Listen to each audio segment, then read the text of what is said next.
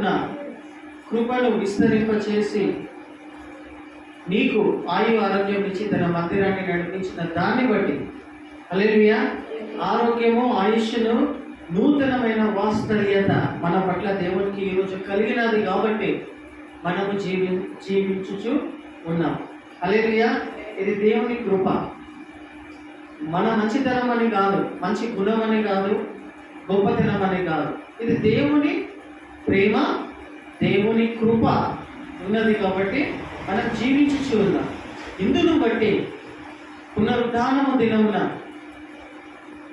आदिवार दिनमुना, रविवार के दिन अपने को जो जीवन प्रभु जी दे रहे हैं, अपने को जो आयु आरोग्य दे रहे हैं, इसके लिए प्रभु जी को धन्यवाद करने के लिए यीशु प्रभु के कलीसिया को जाना बहुत जरूरी है।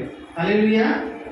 जो कोई भी चर्च को नहीं जाते हुए घरों में बैठकर रेस्ट लेते जा रहे, देखो वो लोगों को प्रभु जी का कृपा प्यार का वैल्यू मालूम नहीं हो रहा है, इसीलिए वो लोग वैसे रह जा रहे, అలా ఉండిపోతూ ఉన్నారు. కానీ దేవుడు మనకి ఇచ్చిన ఇటువంటి కృపను బట్టి మనము దేవుని ఆత్మతో సత్యముతో ఆరాధించాలి. హల్లెలూయా. శ్రద్ధగా దేవుని వాక్యమును విని అర్థం చేసుకునే ప్రయత్నం చేయాలి.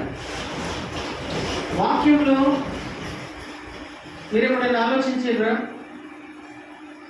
దేవుడు ప్రతి మనిషికి 2 చెవులు ఇచ్చిండు, ఒకే ఒక నోరు ఇచ్చిండు.